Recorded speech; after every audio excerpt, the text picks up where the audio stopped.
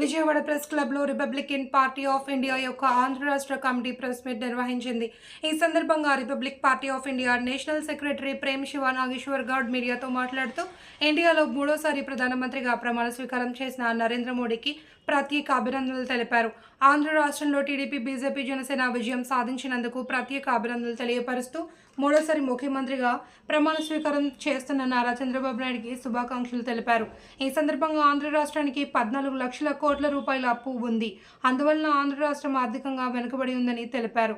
అలాగే కృష్ణా జలాలు దుర్వినియోగం అవ్వకుండా ప్రజలకు సద్వినియోగం అయ్యేటట్టు మిగిలిన జనాలు తమిళనాడుకు సప్లై చేస్తే తమిళనాడు ప్రభుత్వం నుండి కూడా మనకి ఆదాయం చేకూరుతుంది అని తెలిపారు. ఈ విషయంపై తమిళనాడు ముఖ్యమంత్రి స్టాలిన్తో ప్రస్తావించగా ఆంధ్ర రాష్ట్ర గవర్నమెంట్ నుండి కృష్ణా జలాలు మా రాష్ట్ర ప్రజల శ్రేయస్సు కోసం వినియోగించే విధంగా ప్రాజెక్ట్ చేపడితే అందుకు తగిన సహాయ సహకారాలు మా రాష్ట్ర ప్రభుత్వం నుంచి పరిపూర్ణంగా మేము అందిస్తామని మద్దతు తెలిపారు. ఈ కార్యక్రమంలో republic Indian of party India పార్టీకి చెందిన state youth president Phanindra Kumar మరియు పార్టీ నాయకులు సత్య, వరప్రసాద్, వెంకటకృష్ణ, వెంకటేశ్వర్లు తదితరులు పాల్గొన్నారు.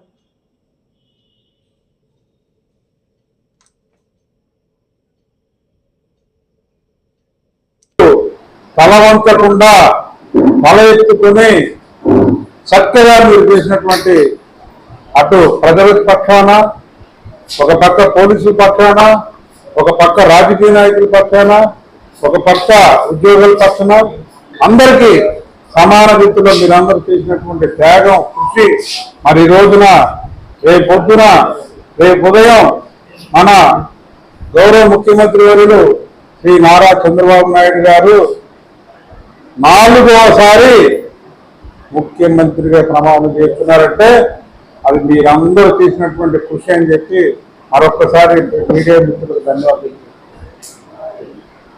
అదేవిధంగా మరి ఈ రోజును చూసుకుంటే భారతదేశ పార్లమెంటు నాయకుడు ముచ్చటగా 3వసారి ప్రధానమంత్రిగా ప్రమాణం చేసినటువంటి నాయకుడు గౌరవనీయులు శ్రీ నరేంద్ర మోడీ గారు ఎప్పుడైతే భారత ప్రధానమంత్రిగా ప్రమాణం చేశారో వెంటనే మరి ఈ రోజున రేపు ఉదయాన్నే మరి గౌరవ ముఖ్యమంత్రి శ్రీ నారా చంద్రబాబు నాయుడు గారి ప్రమాణ స్వీకారానికి వస్తున్నారు. వారికి భారతదేశ ప్రజలు మరి 241 స్థానాలు ఇచ్చి అరుదైన గౌరవం ఇచ్చి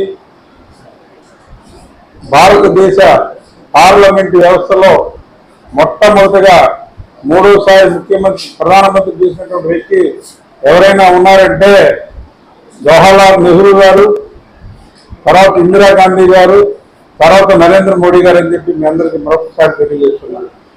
అదేవిధంగా మరి ఈ రోజున కేంద్ర మంత్రివర్యులు